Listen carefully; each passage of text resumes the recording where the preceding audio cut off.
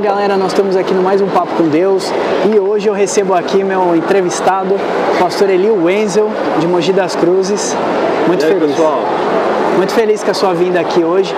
Nosso primeiro Papo com Deus entrevista, e eu gostaria de falar para você, quando você estiver vendo esse vídeo aí, para você compartilhar, para que esse vídeo possa chegar para muito mais pessoas, tá? E muito mais longe. A gente depende de você. Se você gostar, é claro, dá uma curtida aí, compartilha pra gente. Eli, uma pergunta aí que eu acho que todo mundo tem, os cristãos têm, as igrejas têm, e as pessoas que também não são cristãs, né? Qual a religião certa, afinal? Nós temos tantas religiões hoje no mundo. Qual a religião certa? Qual a religião que salva? O que é religião? Vamos explorar esse contexto da religião. Sim. A palavra religião, ela vem do latim religare, que é a aproximação, é a ligação entre Deus e o homem, né? Certo. Entre o homem e Deus. Aquilo que foi perdido lá no Éden, aquela comunhão que existia, Deus procurou, né? E nós, através da religião, procuramos nos religar a Deus através disto. Você me pergunta assim, qual é a religião certa? Qual é a religião mais correta do mundo? No ponto de vista de quem a pratica, é a dele. Certo. Todo mundo vai dizer, não, a minha religião é a certa. Ninguém vai praticar uma religião e achar que aquilo é errado, né? É errado, exatamente. Senão ele não estaria ali, por alguma coisa ele acredita. É verdade. Agora, do ponto de vista cristão, nós acreditamos sim que a nossa forma de entender a religião é entender que nós somos incapazes de estarmos diante de Deus sem o auxílio da graça de Cristo. Então, por que nós acreditamos em Cristo e por que nós somos cristocêntricos? Porque nós acreditamos que sem Jesus nós nada podemos fazer com relação a ter comunhão, a voltar àquela comunhão que nós tínhamos no Éden, que nós perdemos. Entendi. Através as pessoas falam de desobediência, mas a grande verdade é que o maior erro de Adão não foi, na verdade, desobedecer, foi ele ficar fora da cobertura de Deus, dos princípios de Deus e dessa união que ele tinha com Deus. Ele saiu das mãos de Deus, né? Saiu. Uma vez eu vi um pregador falando que Adão estava nas mãos de Deus, propriamente dito. Deus vinha toda tarde conversar com ele, né? E quando a gente sai da proteção de Deus, da mão de Deus, é aí que a gente começa a sofrer Exatamente. Né? As tentações. Se você falar assim para mim, você consegue resumir o evangelho em uma palavra só? É lógico que é uma coisa praticamente impossível, mas eu escolhi uma palavra há uns anos atrás. Legal. Eu acho que essa palavra é melhor, que é comunhão, relacionamento. Então o evangelho, ele se define em relacionar-se. Então quando eu me relaciono com Deus, eu tenho um relacionamento saudável com Ele, eu vou conseguir ter um relacionamento saudável com qualquer outra pessoa. Koinonia. Porque gera koinonia, gera essa fraternidade, essa coisa gostosa que Jesus nos ensinou, né?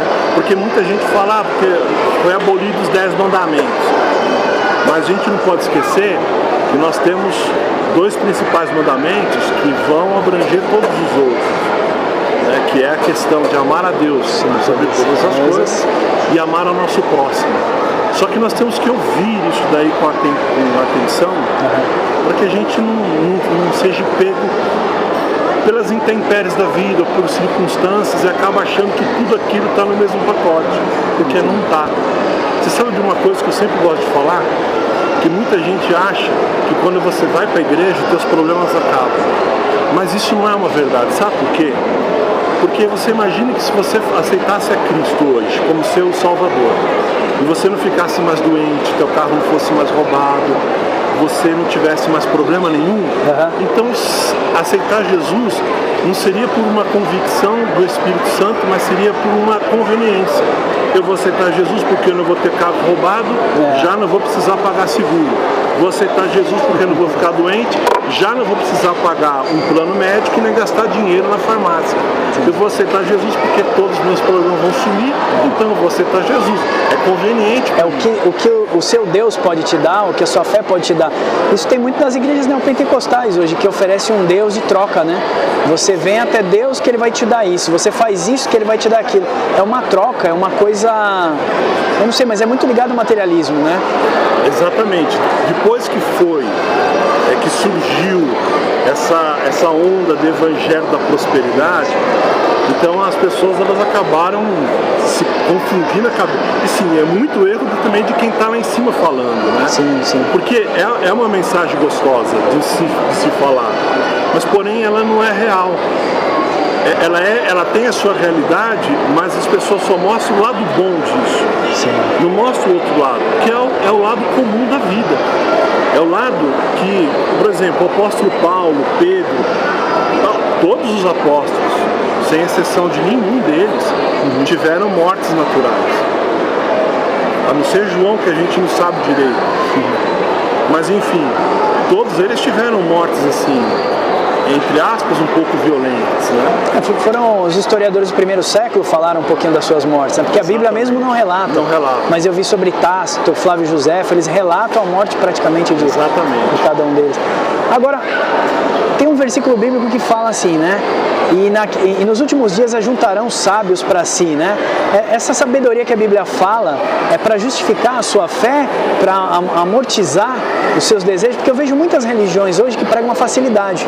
E eu vi um texto de um amigo meu, eu achei muito conivente, um pastor, ele dizia o seguinte: olha, se você procura uma religião confortável, fácil e agradável, de verdade o cristianismo não é a sua religião, porque o cristianismo te leva a confrontar, né, com as suas verdades, confrontar com o seu eu de verdade, né, e ver realmente quem você é. Ele faz você olhar para si, né, e ver e a gente entende também no cristianismo que a gente tem um dia que nós seremos julgados por Deus pelas nossas atitudes. As outras religiões, teoricamente, elas pregam numa grande facilidade, não vai ter esse juízo.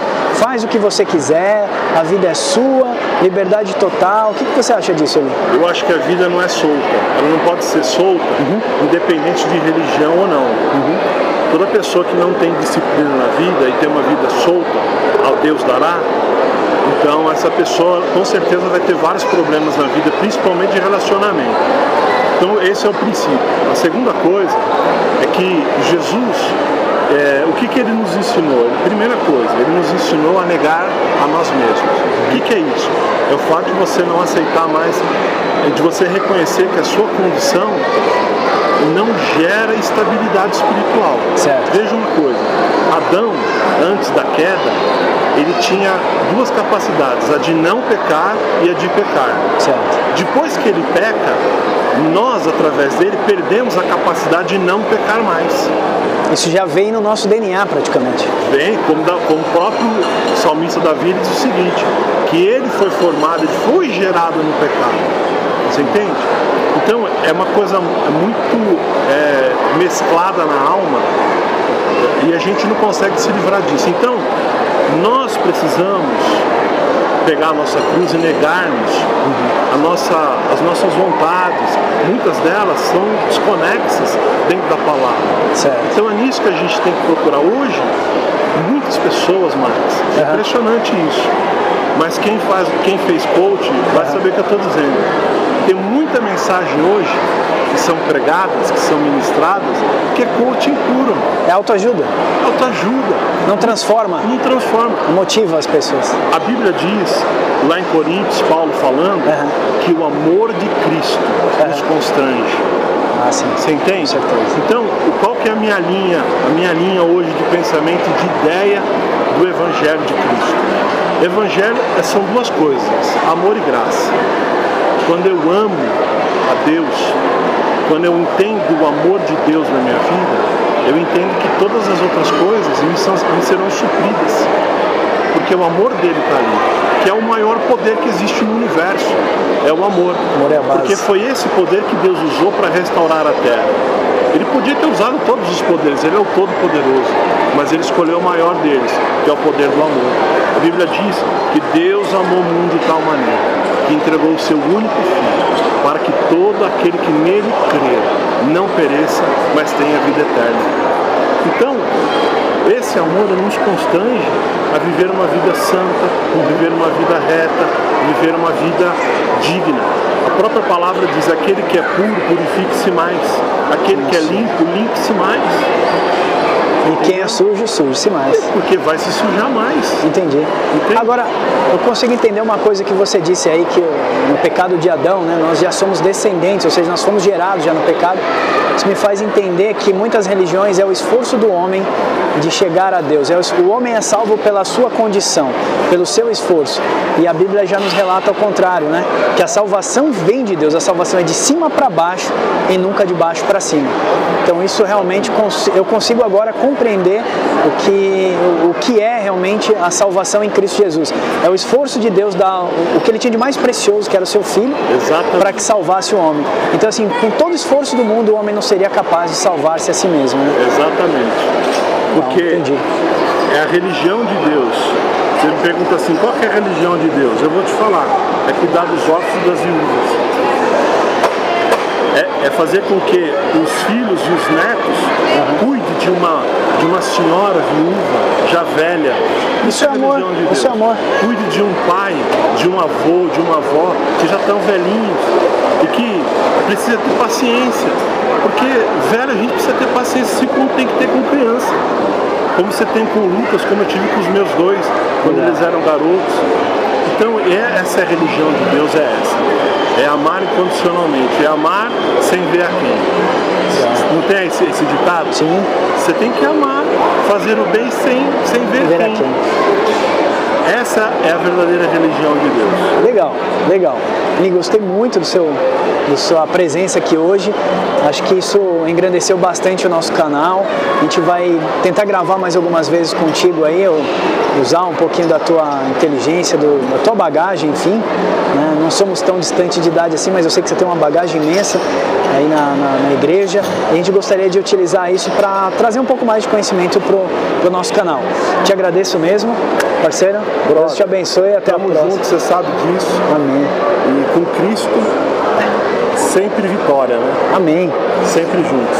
Para você que está aí nos acompanhando, eu gostaria de pedir novamente para que você compartilhasse esse vídeo aí, subisse aí no teu Facebook, curtisse, botasse um pouquinho, mandasse para frente o vídeo, desse um up, para que o nosso canal aí conseguisse ser visualizado por muito mais gente. Galera, esse é o nosso Papo com Deus de hoje. Fica firme e até o próximo Papo com Deus.